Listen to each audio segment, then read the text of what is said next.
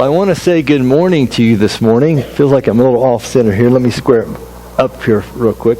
It's good to see you this morning, and don't you appreciate people with the skills and abilities to do what they're doing? I mean, I come out and it's like I don't even have to preach today. They've said everything in the picture form. So it's really a blessing, and I love to see people utilize their artistic abilities and things in this way. It really is. We're in a series called The Story, and it's a privilege to talk to you each week out of the Bible. And this series called The Story, it's the way it's organized is that we're taking these huge bites of the story each week. And so most weeks there's just entirely too much there to chew on and swallow in one session together. And so I've shared with you before that my hope is that you'll read big in this series. And so you've got a storybook. This is what it looks like. If you don't have one of these, see Pastor Debbie. She'll make sure that you get one.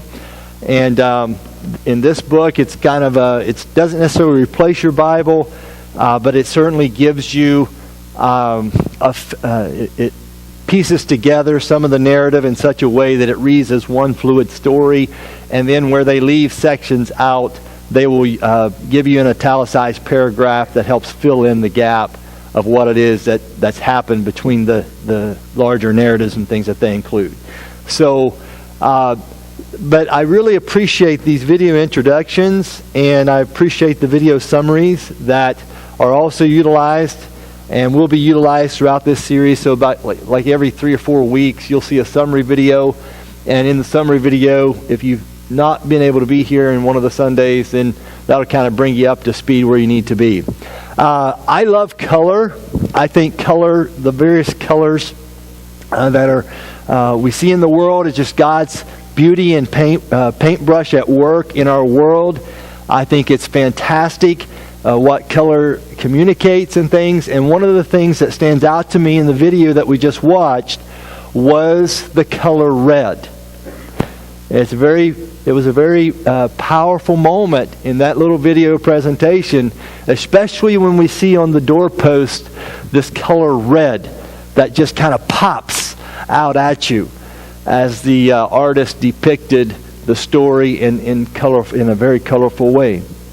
And today, of all the things that we could say, and I could say certainly a good bit about the story, we've talked about creation, we've talked about how things went wrong in the world and the world got broken right away, and how that our hearts were broken and shattered, and how that we have a sin nature, where we pulled out of a right relationship with God, and so our lives are broken from the inside. I could share with you how God tried to reach the world with the greatest story ever told about how He created us and loves us and expects us to be in a right relationship with Him. I could talk to you about how that got broken. I could talk to you about how God goes about fixing that, and how He endeavors to set things up in such a way that even a holy God could still be in fellowship with sinful people. I could talk to you about how all the families of the world eventually were given over to idolatry. How that God endeavors to speak His true story into the world. We will not hear it. We harden our hearts, much like Pharaoh hardened his in our story today. And so He speaks to a specific group of people, beginning with Abraham, and Abraham and his descendants become a very special family that He reveals Himself to, God reveals Himself to in such a way that we get the story unmistakably clear and without corruption and without being cluttered up by a lot of myth and falsehood and so on and so forth. We could talk about that a little bit more, and God's got a plan for this special group of people, but unfortunately, like everybody else, their hearts are broken too, and they need redemption just like you and I. Well, as the video review comes to us today, we realize that the people who knew Joseph in Egypt were no longer alive. And what happened was, as part of the Abrahamic covenant of blessing, that God would bless and multiply their seed, even in Egypt, in the horrible conditions of Egypt, under infanticide and policies of throwing Hebrew babies into the Nile to try to check this growing population, they still multiplied. And they still did fantastic. And they kept growing, and in fact, they were so large that the Egyptian leadership felt like they were a threat to national security. And so they have these policies of infanticide. But even under these policies, the children of Israel, the Hebrew people, they grew and they multiplied and they became a strong, robust people. It's part of God's blessing over their life. They had a true story, and it was their calling to share this story. And as we look at some of the things that they were called to share, I suppose we could look at the unique details of the baby Moses' birth. We could spend some time there.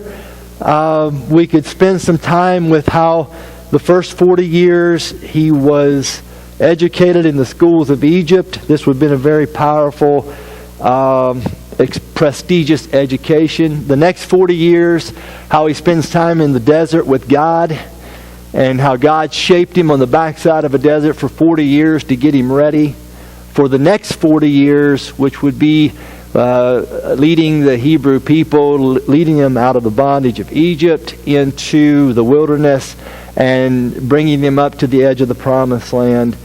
There's lots of wonderful tidbits of information and insight into this part of the story. But today, I think, as we look at all these different themes and sub-themes, how that Moses took on the gods of Egypt, how that every plague was designed to confront an Egyptian deity or god or goddess, how that they're just not random events, it's not just a decreation to make life miserable for everybody, how that Moses takes these gods on and shows the superiority of Yahweh. And Moses says to Pharaoh, "Let my people go." And they say, "No way." And Moses says, "Yahweh."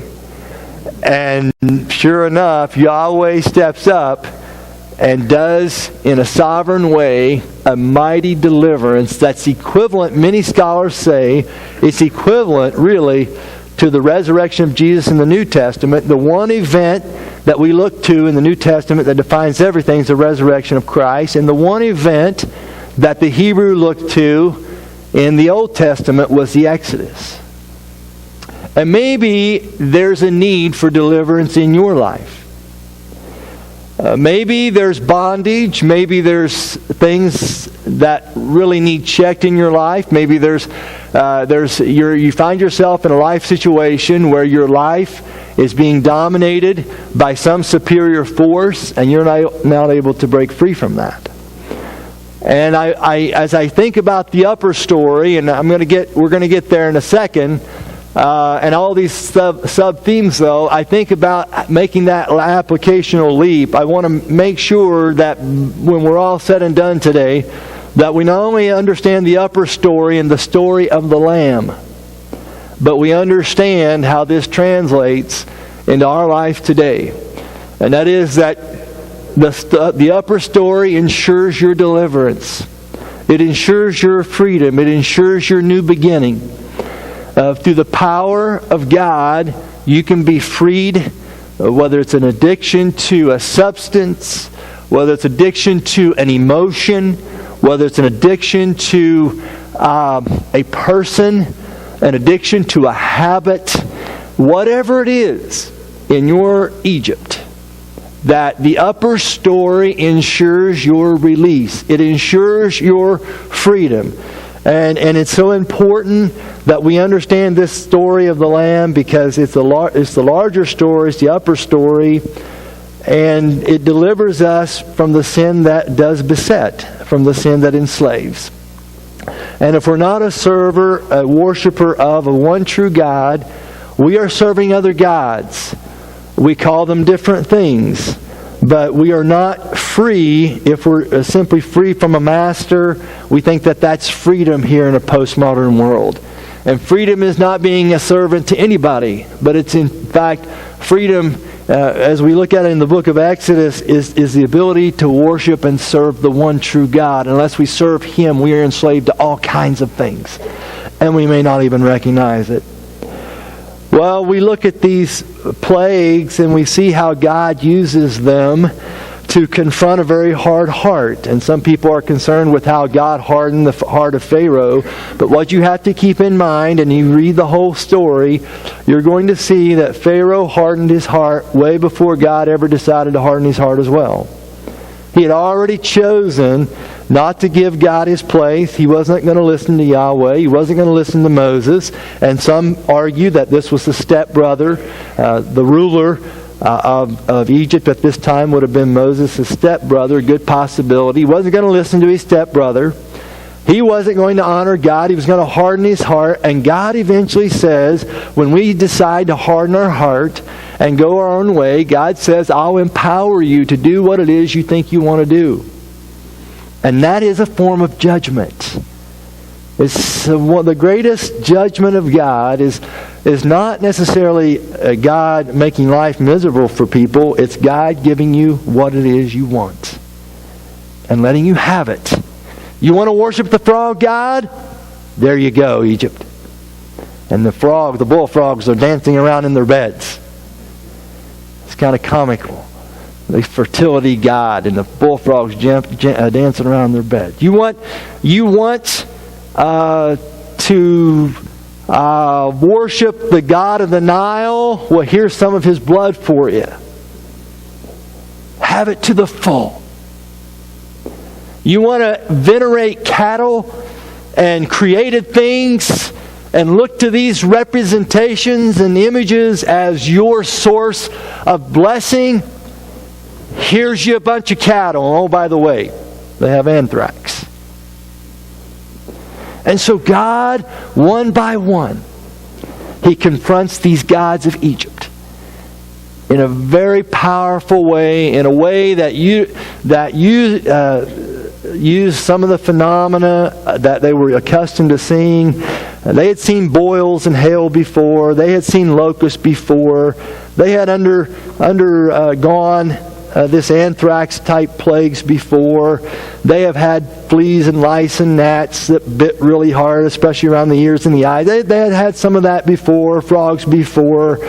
They had seen some of these phenomena before.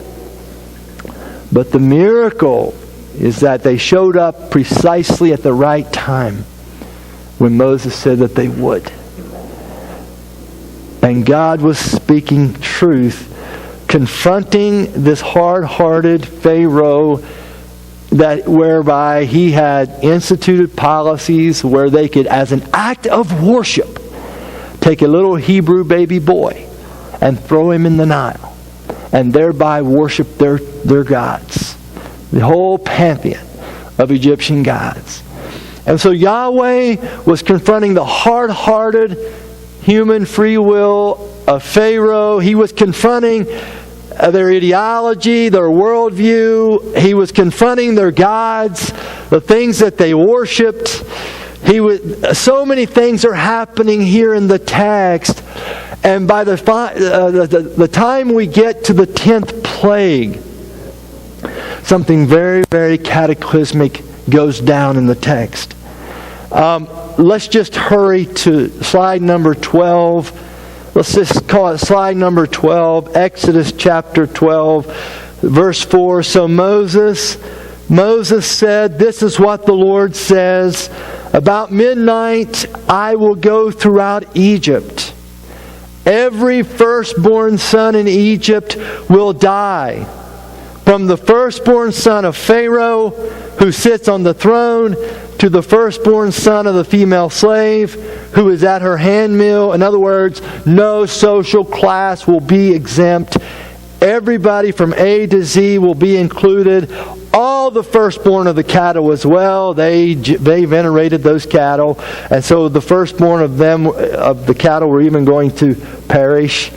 There will be loud wailing throughout Egypt, worse than there has ever been or ever will be again. And so Pharaoh And the Egyptians were to learn from this final plague that Yahweh would destroy the gods, the Egyptian gods that supposedly procreated and produced all these sons, these firstborn sons. Pharaoh was supposed to be a god, and so was his firstborn son who would succeed him. They viewed them as expressions of deity. And by implementing a plague that impacted the firstborn, Yahweh was demonstrating something. He was demonstrating His authority once again over all the earth. And this plague, though, had far-reaching consequences and was therefore much more significant than the previous 9 plagues. And here's what we got to understand. And I'm thinking as I'm studying this week, and I'm trying to figure out what is it about the firstborn? Why is that such an issue? Why? What do we know about the firstborn? And what can scholars tell us about why it would be the firstborn? In fact, this morning, let's just do a little visual aid here. If you are a firstborn in your family, I would just like you to stand so we could just see how this, yes, the firstborn. Yes, look at this. Look at this. And if you were in Egypt, thank you, you may be seated. But see how far-reaching that is. How many families that would impact. And they say that the firstborn usually has an idea, the secondborn doesn't, and the third one gets to blame for it. Just so you know. Okay? So, all you firstborn, all those good ideas you floated, fortunately you had some siblings underneath you to carry them out. Okay? And that's a blessing sometimes, isn't it? But if we don't have our firstborn, think about how many of you in this community would be impacted by that. And I'm thinking, what is it about the firstborn? What is their view? How does the firstborn take up such preeminence in the Bible? And there's some very astute scholars who have delved into this, and they would, one of the strongest arguments I've seen on this particular issue is that if some member of the ancient family failed or acted in some way to bring shame upon the family, if a person acted shamefully, that brought shame on everybody in the family. In ancient cultures, they didn't think of themselves as individuals as much as we think of ourselves as individuals today. They thought of themselves as family and family groupings. And at a time in which the firstborn got the whole estate, a very special place to be the firstborn, they were highly regarded. But they didn't think of themselves as individuals. Again, they thought of themselves as family. And God sent a message that was unmistakably clear to them, but it's cloudy to us today. In the book of Exodus 22, in the book of Numbers, chapter 3, chapter 8 in Numbers, there's a message that God sent. And God sends this message, and here's what it is. He said that, and he says over and over again in Mosaic legislation, he says, the life of every firstborn is mine unless you redeem it. The life of every firstborn is mine. It belongs to me unless you redeem it. And so every year they had to put up so many shekels. There was a redemption price on the head of the firstborn of every family. And their lives were forfeit unless they are redeemed. And that's what the law of Moses said. And in the firstborn, all of their hopes were embodied. Their family legacy was embodied. And so the firstborn, like I said many times, they would get the larger portion of the estate. And they would be charged with the responsibility of honoring the family name. If you were firstborn, you had a huge responsibility, and also if there was shame, if there were things done by members of your family, the firstborn was held responsible to make sure that was corrected. And even to this day, they still have, in ancient cultures, they still have that kind of thinking. They don't see themselves as individuals like we do here in America. They see themselves as groups as large families, and it's their job to preserve the honor of the family. All of their hopes were embodied in that firstborn child. But God was sending an unmistakable message, and that is that there's a debt over every family on the face of the earth. We've all heard the story, and we've gone over to idol worship, and we've not obeyed the one true God, and we're indebted. We have not indebted. We are enslaved to this pantheon of gods in our lives. And there's this sense of debt over every family on the face of the earth. There's a debt of sin, and our firstborns are liable for the way in which we have lived our lives. They are liable, and their lives are forfeit unless they are redeemed. This is the clear message of the Old Testament. If we go to slide 15, verse 12, on that same night, the text says, I will pass through Egypt and strike down every firstborn of both people and animals, and I will bring judgment on all the gods of Egypt. I will bring judgment. I will show the sheer inadequacies of the gods of Egypt. I am the Lord. Verse 13, the blood will be a sign for you on the houses where you are. And when I see the blood, see the red, vivid red color on the review video that we saw just before I came out. Picture that in your mind. I will pass over you. No destructive plague will touch you when I strike Egypt. And God says, when He speaks to the Israelites, I'm just about to unleash the most irresistible, unstoppable force in the universe, referenced as the destroyer in other passages here. And it's going to be the greatest military and political power the world has ever seen right here in Egypt. The only family that ever has a hope of preserving the story and accurately transmitting it is in jeopardy of annihilation. They're in jeopardy of subjugation. They are in jeopardy of losing their identity and their sense of existence. And so I have to intervene. Otherwise, this nation of Egypt will drive them into oblivion through the hard-heartedness of the leadership there. And I must intervene. Well, there's only one thing that will protect you, he tells them. There's only one way you can face the ultimate force of the universe. There's only one way that you can stand in the shadow of the great destroyer who's going to be released over the land of Egypt. And of all things that would provide protection, it's a little lamb. A little lamb. A lamb? The firstborn, am going to be protected from the ultimate force of the universe, by the weakest, meekest, mildest kind of creature possible. I mean, God is going to use Fluffy to protect me? What kind of story have I fallen into? What is this? The story of a lamb? God says, yes. The only way you're going to be able to face this ultimate force in the universe is I want you to offer a lamb. I want you to eat a little bit of it and put the blood of on the doorpost outside your homes. That's the Passover, and it's the story of the lamb. Slide number 16, verse 23. Let's skip a little in the story. When the Lord goes through the land to strike down the Egyptians, He will see the blood on the top and sides of the door frame. It wasn't enough to actually have the blood. They had to apply the blood. And when they would apply the blood, having applied the blood, and the destroyer comes along, he will pass over them and over that doorway, and he will not permit the destroyer to enter your houses and strike you down. What is he trying to say?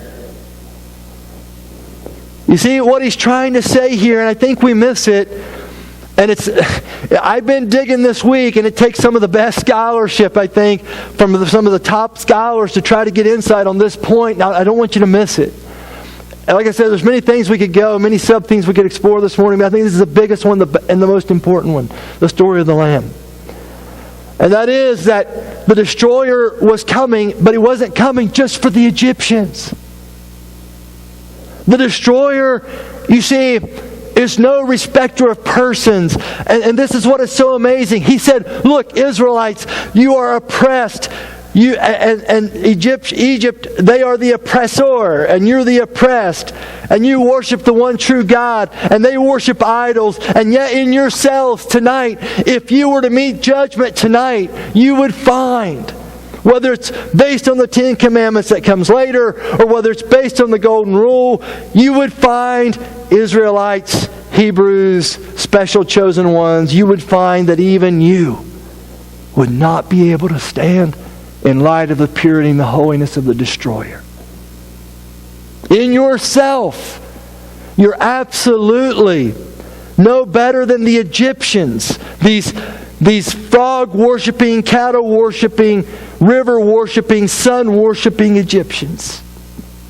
Because in the final analysis, if you, the morally ethical, special, chosen group of people of God, the biblically righteous, the doctrinally proper, if you go out tonight and you try to meet judgment on your own and you do not sit under the blood, if you go out there on your own and you try to base it on your race, your chosenness, your pedigree, your ethical behavior, none of that will help you now. You will be as lost as the Egyptians. So when God says, if you go out from underneath the blood of the Lamb and face judgment on your own, you're going to be smitten tonight, just like everybody else. What's He saying? Even though I'm delivering you tonight, it's not the ultimate deliverance you need. You are still in a debt of sin. You need a deeper deliverance than the one I'm giving you tonight. And as important as the one I'm providing for you tonight, God says, as incredible as this one is, you need another one. It's the story of the Lamb, and it's embedded in this great meta-narrative of the ages. We need a lamb. We need a substitute. Our firstborn, the dead has been called in. Their lives are forfeit because of this great breach in a right relationship with a very holy and pure God. We need a lamb. It's the story of the Lamb. And as important as this story is here in the book of Exodus, they needed a deeper story, a more radical salvation, because you have a bigger debt, and I have a bigger debt, and we have a bigger problem than just Egyptians making our life pure hell. You have a bigger and a deeper kind of spiritual bondage. We all need the story of the Lamb. Well, if we look at slide number 17, we're going to see time, extent, and effect. Time, extent, and effect. At midnight, time. The Lord struck down all the firstborn, extent. All the firstborn in Egypt. From the firstborn of Pharaoh who sat on the throne, to the firstborn of the prisoner who was in the dungeon, and the firstborn of all the livestock as well. Pharaoh and all of his officials and all the Egyptians got up during the night, and there was a loud wailing effect. Time, midnight.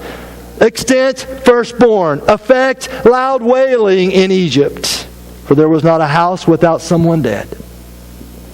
In every single house in Egypt that night, and I hate to say it this way, but I have to do it just for the sake of clarity and to be vivid here. There was either in every single house in Egypt that night, there was either a dead son or a dead lamb. It was one or the other. In other words, the lamb got what the son deserved. The lamb was the substitute. The lamb paid the debt, so the firstborn did not have to pay the debt for the family. The debt was called in, and the firstborn's lives were forfeit. And every firstborn son in every Hebrew home looked at the table and they saw the lamb and they said, the only reason I'm not dead is because that is.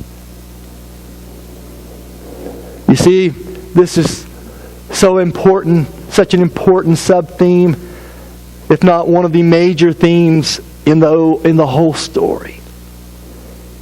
The very first chapter in the story of the Lamb in the Bible is the story of Abraham and Isaac. Genesis 22, we've gone over this before here in our series. Abraham has a son, he loves Isaac, and in Genesis 22, he hears God speak to him. God says, offer up your only son as a sacrifice to me. Abe simply gets up the next morning and intends to obey it, but God interrupts and says, no, don't do it. I now see the level of your faith, but I also want you to know that and I appreciate how you love and worship and honor me, but I want you to know that I'm going to provide salvation in another way. Here's a sacrifice for you instead, Abe. And this is a picture of what I will eventually do for the entire world.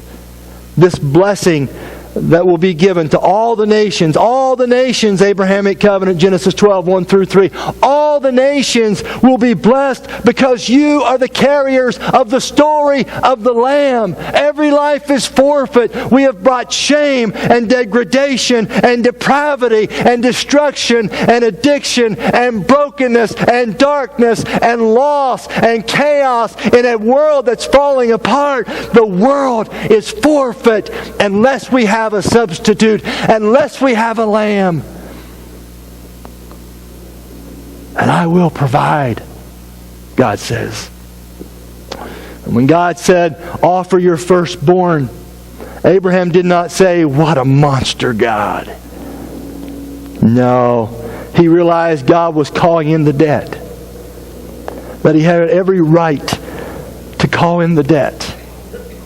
The debt of our sin. And that Isaac was about to die, or so he thought, for the sins and shame that had come through Abraham's family. Because he was an idolater too, at one time in his life. Now I want you to keep that story of the Lamb in mind. I want you to fast forward to the Gospels. Jesus Christ, on the night in which he was betrayed, he celebrates the Passover meal, and he said, hey guys, you do me a favor? Yeah, what's up? What's up, Yeshua? What can we do for you? I want to celebrate the Passover with you tonight. Oh, it's not the Super Bowl party, okay? Listen, we're probably not going to watch a couple of teams go at each other, but I got something special I want us to meet about, and there'll be some food there, and I got some stuff I want to communicate and things I need to share with you. And they said, sure, Yeshua, we'll be there. And they all get together for the Passover. And Jesus Christ stands up there, and there are two enormous shocks that take place. Very important we understand this as we look at this story of the Lamb theme. First, when Jesus Christ stands up to begin to speak, and he said, okay, he's there, and he's kind of in the place of the presider. He's in the place of the Father. And what they would do is they would stand up, a father or presider over the Passover meal that was instituted right here in Exodus and carried, lived out and observed by all the Jewish families down through time, even in this era of time when Jesus was alive and having a ministry. And he stood up and he was going to be the presider. He was the presider over this very special meal. And if you go through the rest of Exodus 12 and 13, you're going to see some of the ideas that were instituted here and that were carried out. And he's supposed to get up and he's supposed to explain the meal. That's what the presider of the Passover meal would do. And so Jesus says, hey guys, let's get together and do Passover together. Sure, let's do it. So they're all there. And what do we expect to hear him say? Well, they expect Jesus to say what all other fathers of families, of Jewish families, and presiders over Passover meals have said down through the centuries and decades and centuries and millennia of time. This is the bread of our affliction, they would say. Our ancestors suffered in the wilderness so we could be free. And instead, the Savior, the potential Savior of the world, he gets up and he says, this is my body. The bread is my body, he says. What? What do you mean the bread is your body? This is the bread of my affliction, he says. I'm going to suffer to give you the ultimate freedom. Freedom not just from physical and political and economic bondage, but from sin and death itself. And that's the first shock, that he himself would get up and say that this is now my body. This is a brand new way to celebrate the Passover meal. It's my suffering that's going to be the ultimate liberation for you. That's the first shock. And the second shock comes right after that. When he stood up, the disciples looked down. There are three things you have at a Passover meal. The unleavened bread is Jesus breaking the bread. You have 4 cups of wine, is Jesus pouring the wine. But then there's the lamb. And there's no reference to a lamb. There's no lamb. Well, Lord, we've got the hors d'oeuvres, we've got the taco dip, we've got the meatballs, okay? We've got, all the things that we need for our party, but you're missing one essential part of it. We're missing the key visual aid. It's like showing up for a Super Bowl party and not having a screen. Can you imagine that? Oh, so we're having a Super Bowl party and we're not even going to have anything to watch the game on. I mean, it was just that much of a shocker. But here he is, and he's got all the necessary elements. The unleavened bread, the 4 cups of wine, but there's no lamb. There's no reference to a lamb. What kind of Passover meal is this? There's no lamb on the table. And do you know why? Because the lamb was at the table. Do you know why? The Lamb of God looked at those boys, and he said, "Tonight, boys, I am the Lamb. My death is the central event to which all of the story of God is pointing. The whole story of the world is moving this direction, clear back to Genesis 3:15 and the promise, clear back to the providing of skins for Adam and Eve, who were trying to cover their vulnerabilities and nakedness. Something had to die to get skins. Clear back there, the story of the world has been the story of the Lamb. Tonight, I'm the Lamb. I'm giving you ultimate salvation. It's going to spill out into the stories of the world. I'm removing the world's sins. I'm paying your debt as the firstborn Son of God. God has called in the debt. I have stepped up and am willingly paying the debt. No more shame on the human family. No more brokenness in the human family. Salvation has come to the world. This night is really a night like no other nights. It's the story of the Lamb shedding His blood for the world. And so when John the Baptist looked at Jesus one day, and by the inspiration of the Spirit said, "Behold the Lamb of God that taketh away the sin of the world," he said, "I finally get it. It's not just, we're not just saved because of the death of a lamb. Our firstborns were saved because God has given up His firstborn." That's the answer to Abraham. And God was saying, "Abraham, I'm going to walk up the mountain with my son someday, and I'm going to lay the wood to him, and nobody is going to step in and say, 'Stop.' Nobody's going to do that." The reason your only beloved son won't have to die is because mine did. And the reason your firstborn sons didn't die in Egypt was because mine did. And so Abraham's first chapter of the Lamb said there is a debt. Moses' second chapter of the Lamb said there's a substitute that can pay for the debt. And Jesus, the final chapter of the Lamb, says, "It's me. It's God's only Son." And of course we can look, and there's not the end of the story. We can go to Revelation and see what the lion lamb does in the world, but we get ahead of ourselves if we do so. Today, the question remains, and that question is this: have I applied the blood of the Lamb? John said, "Behold, The Lamb of God. Think about it. Realize it. Grasp it. This upper story. This big story that God is playing out. So that we might deal with the lower stories of our addictions, our enslavements, our incarcerations, our ways, our gods and goddesses, of our ways of coping while we're in the depravity, the brokenness of an Egyptian existence. And when we look at how Christ has become our Passover lamb, Paul says in 1 Corinthians 5:7, one of the biggest clues in the story is in the deliverance, the blood of the Lamb. And that's how we are saved. That's how we are delivered. That's how we are set free. And so it is this morning on this Super Bowl Sunday that maybe you've come to a place in your spiritual journey where you realize, I want to apply the blood of the Lamb in my life and apply the story of the Lamb to my addictions, my failures, my brokenness. You know, we are addicted to many things. And it's the precious blood of Christ that not only covers our acts of sin, it covers our sin nature. And this upper story brings me great hope because I still struggle.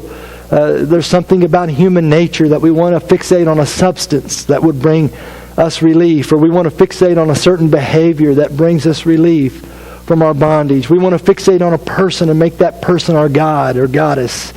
We want to fixate on an emotion. Someone said addiction is death on the installment plan. Step by step, day by day. We live out our lower stories and we forget about this upper story. We harden our hearts. And we refuse to believe that God could step into this captivity that we've created around us and can deliver us from it. This morning, I asked the question, what do you need to escape from? What are you enslaved to? Is it fear? Is it circumstance? Is it addiction? Maybe a slave to hate, revenge, achievement. These are our gods. I think for me, for the longest time in my life, I've been addicted to sugar. That's my addiction. Sugar. I need sugar. Give me sugar or I die. I need donuts and Oreos and cookies. And I need it chocolate milk. I gotta have it, God. I'm going to be grouchy if I don't get my sugar. Oh, we are addicted to so many things. So many things. This morning, I don't know where you are on your spiritual journey. But I know it's through the shed blood of the Lamb of God. And John says, if we confess our sins, He's faithful and just to forgive us our sins and to cleanse us from all unrighteousness. So what is it today? Can you acknowledge this morning that maybe you have to ask yourself the question, why do I do what I do? Can you acknowledge this morning that maybe you have things that you do to deal with anxiety and stress and maybe it's not a good thing? Can you ask yourself the question, what purpose does the behavior serve in my life? Most of the time, alcoholics drink not because they're thirsty, but because something inside is broken. And can we soften our hearts? Can we realize the vacuum that life changes are going to create?